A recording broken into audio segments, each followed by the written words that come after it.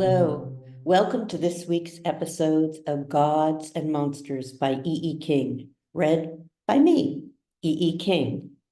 Each week, MetaStellar presents a new installment of Gods and Monsters both in print and on YouTube. Thanks for joining. And now, episode 9, JoJo's. The story until now. Our hero River has arrived in San Francisco with his crow, Huck, and a supernatural talent for baking. He visits the club Vamp, where he discovers Gabrielle is a DJ. When Gabrielle sees a beautiful woman, he leaves River to be a guest DJ and takes her home, where their lovemaking makes her lose track of time. She is a vampire, and in the light of dawn, she crumbles to dust, leaving behind only her teeth, which transform into captivating rainbow crystals. Chapter 23, River, San Francisco, 1981, JoJo's. River spends nights at the Vamp and days discovering the city, Huck on his shoulder. He roams from the bay, besides the forested Presidio, through the coffee houses of North Beach, onto the dirty, noisy streets of Chinatown. Here, the streets are covered with tourists and jammed with shops selling cheap, colorful, useless items, easily bought, broken, and forgotten. Huck swoops down, snatching greasy bits of dim sum from the sidewalk. Suddenly, Huck flies into a small alleyway. Even though the day is bright and clear, buildings and awnings shade the alley, maintaining a perpetual twilight. Stairways lead below the street, some to the cellars of restaurants, some to basement apartments, and a few into underground shops or restaurants. Chic Pretty Mod Hair Salon, reads one sign. It features a black line drawing of two very round-eyed white people with brilliant crimson lips and 50s-style hairdos. Next door, Mike's Corner Pawn Shop is scripted out in unlit neon.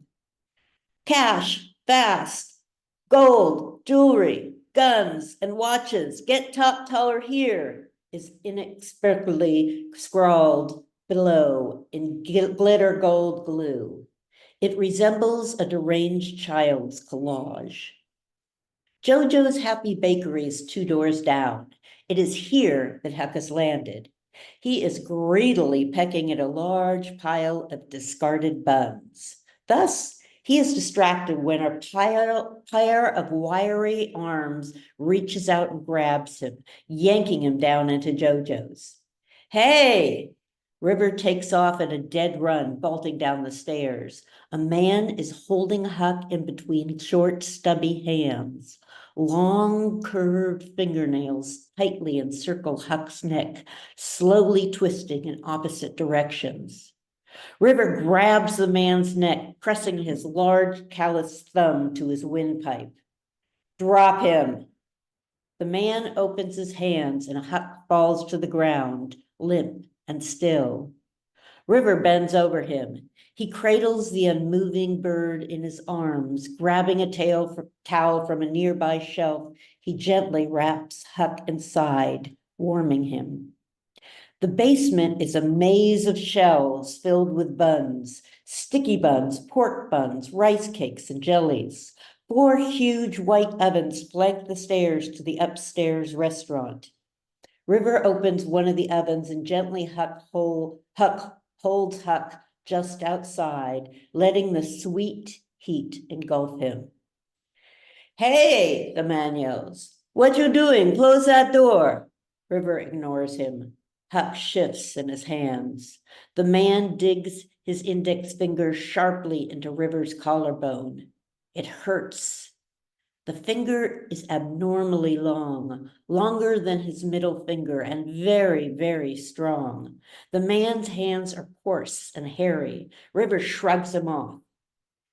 You're lucky he's okay, or you'd be a dead man, he says. He speaks softly, but there is menace in his tone.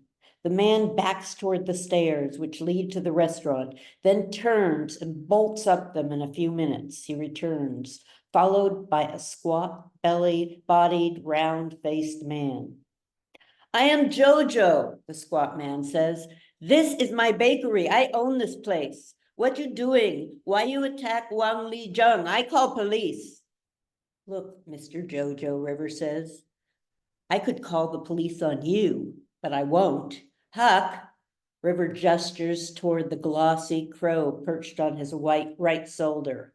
My pet bird was outside in the street, a public street, when you were Mr. Wang, River carefully emphasized the Mr., ran out and tried to kill him. Black crow's bad luck, JoJo says. Crow's trouble at elbow and armpit. We want no crows here. All crows are black, Wang Liju says.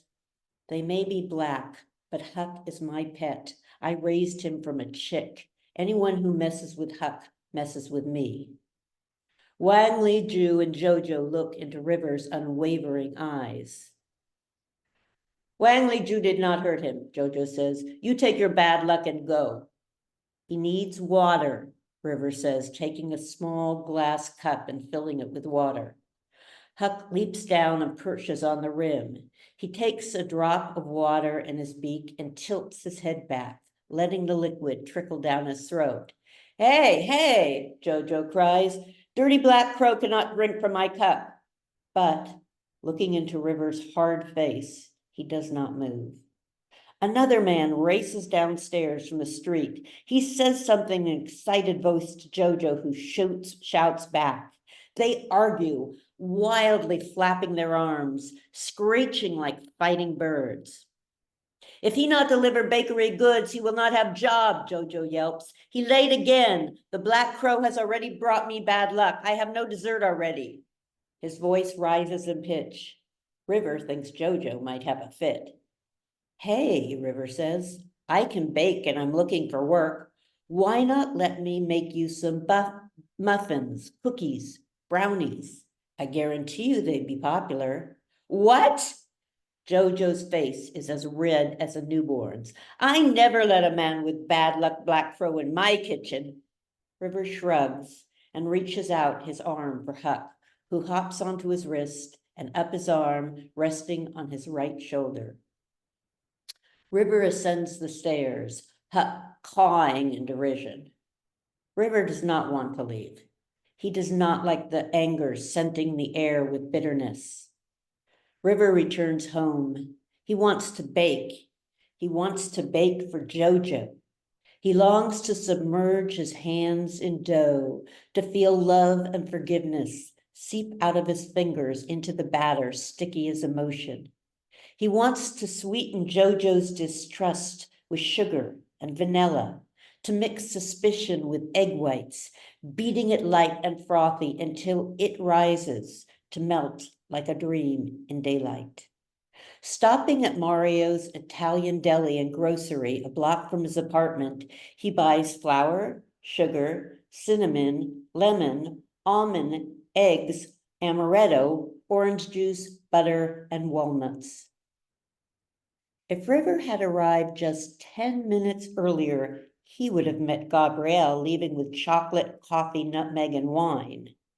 River returns to his tiny room and begins mixing ingredients, encouraged by Huck, who after tasting a variety of batter is promptly sick.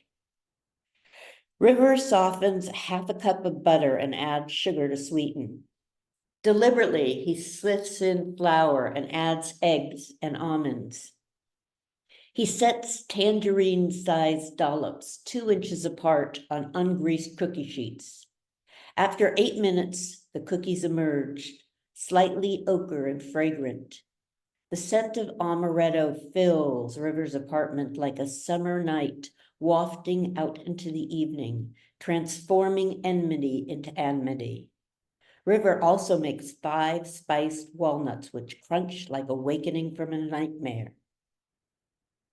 Chapter 24, Gabrielle, San Francisco, 1981. DJ.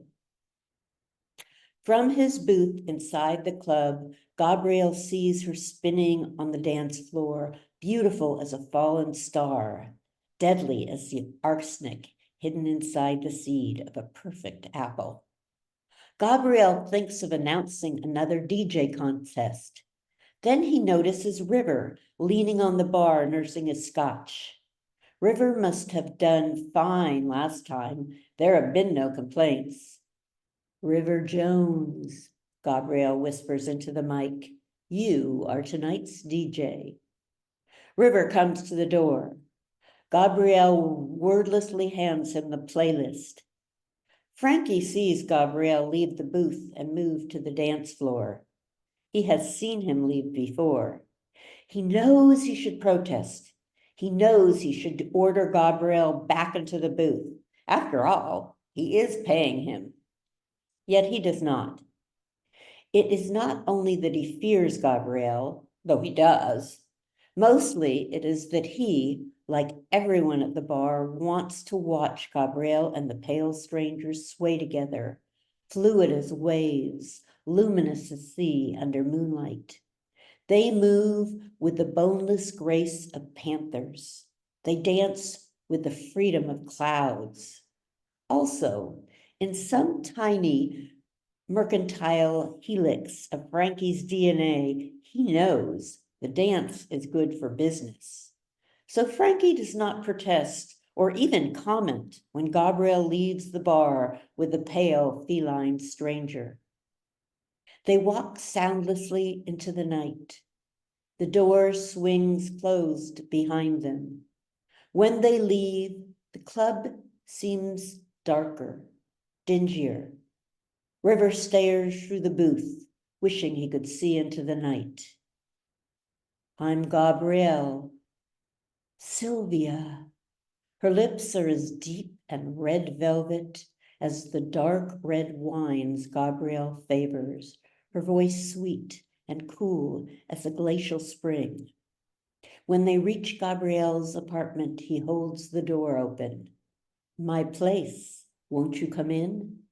The elevator glides up noiselessly to the 13th floor. Once inside his apartment, Gabriel pours out a single glass of wine. He doesn't offer any to Sylvia. He knows that it's not her beverage of choice. Their lips, red and wet, meet urgently. Sylvia's back arches. She groans, baring her white neck. She grows moist in places that have not been damp for 150 years. Gabriel hardens against her. Afterward, they lie, spent and dewy on Gabriel's white satin sheets. The soft light of morning creeps in. Rosy fingers of dawn stroke Sylvia's body. Gabriel rises. He makes cappuccino. He puffs a lavender cigarette, watching the smoke like ghosts. He stirs his cinnamon and chocolate heart into the sign of the universe before licking foam off the tip of a silver knife. He touches Sylvia with a blade, watching her fall to cinders. Vacuuming her up, he carefully pats the ashes around the searching roots of his orchids. Potash, usually made from ash wood, is essential to keep orchids disease-free. Gabriel doesn't know if vampire ash is the same, but ash, he figures, is ash. It seems to suit his orchids. They grow lush-lipped and open-throated, creating jungle shadows on the wall opposite the window. Gabriel has read that plants thrive on classical music. He waters his plants with Chopin and Debussy, letting the melancholy waves of sound feed their questing branches. He doesn't notice that the major chords narrow into minor ones. In spite of, or perhaps because of the music, the orchids thrive. Gabriel adds another pair of crystal prism teeth to his window.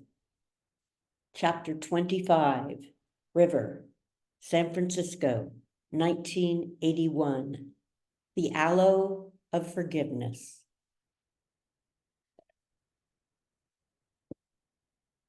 The next day, River returns to JoJo's, leaving Huck at home. Huck complains noisily at the injustice, but River ignores him. He walks into JoJo's. You, Crowman, go away, JoJo says. I brought you these, River replies, unwrapping the cookies and opening the bag of walnuts. JoJo wants to tell River to leave, to show him how much contempt he has for a man who is a pet crow and who bakes in his own home. That is woman's work. But the bittersweet fragrance of amaretto and almonds remind him of home. He cannot resist sampling the five-spice walnuts. One bite, and his eyes fill with tears, recalling how, as a boy, Quinn Yang, his beloved puppy, had mysteriously disappeared, only to reappear later that evening as dinner. The dog had been given to JoJo's family as a present, but was too expensive to maintain. Quinn Yang had been trapped in that awkward middle ground between best friend and hot soup. JoJo had forgotten. He had scoffed at the fat, white, round-eyed Americans who spent more on their dogs than their children. But now he remembers. He can feel Quinn Yang's rough tongue cleaning his cheek. He can smell the warm, live puppies squirming in his arms. Wang Li Jun, who had just come upstairs with a plate full of pork buns, nearly drops the tray when he sees JoJo sniffing like a girl and patting River on the shoulder like an old friend. Wang Li Jun is angry. He refuses to be tempted by the scent of memory and forgiveness. His mouth sets in a tight, bitter line. His eyes glint with dislike and mistrust. Even so, JoJo hires River on the spot. River learns to make Peking dust, a gooey concoction from fresh chestnuts and whipped cream. He grinds up raw rice and almonds for almond tea, creates 8 precious puddings filled with maraschino cherries, red as first love, dates, and a dash of hope. People who have never liked Chinese sweets begin to come to JoJo's. Old friends forget imagined slights. Families reconcile. Children enjoy school more and study harder. Huck, after repeatedly getting ill on River's Asian concoctions, learns to avoid them. Huck accompanies River to work. People who have regarded crows as ill omens and symbols of bad luck begin to admire Huck's glossy plumage, recycling skills, and scavenging abilities. Many a lost ring or mislaid earring is discovered by Huck and returned by River's large flowery fingers to empty hands or to naked ears. He and River become a familiar sight, roaming Chinatown at dusk. River sets up a small corner by the ovens. Here he keeps his special spices and a small aloe vera plant. It doesn't thrive, neither does it die. River figures this as a good omen. JoJo begins serving coffee as well as tea. It's not a Chinese tradition, but River's baked goods aren't altogether traditional either. The bakery has begun to attract a more varied clientele. They want coffee to dip cookies in. They want to dampen the memories and emotions that melt on their tongue. It became Wang Liju's job to brew the coffee, strong, black, and bitter. He dislikes the smell, the acrid beans, the mess of wet grounds. He's nauseated by the dark, gritty leavings of this Western drink that fills the basement with the scent of loss and sorrow. Wang Li Jun secretly secretes the grounds, spooning them into River's aloe vera. He waits for the fragile succulent to wither and die. But the plant thrives. One can almost observe the small fleshy points growing, spears expanding with viscous juice. River's delighted. It's a miracle plant, an underground healing garden, a symbol of life, hope, and survival, a portent of growth and fortitude. Wang Li Jun's seas full of acid, poisoned by the grounds which he continues to spoon into the soil of the aloe, hoping for death. After work, River washes the flower from his hands and wanders to the club vamp. He orders a scotch on the rocks and spends the night watching the cubes melt, diluting the rich golden liquid. He doesn't know what he's expecting. He doesn't know why he is here. He only knows he needs to be near Gabrielle. Thank you for joining us. Join us next week when River spends his afternoons fashioning jewelry, hanging a single tooth in the center of each necklace. Even underground, the teeth twist sunlight, trapping and separating it into colored fragments. See you next week. Bye-bye.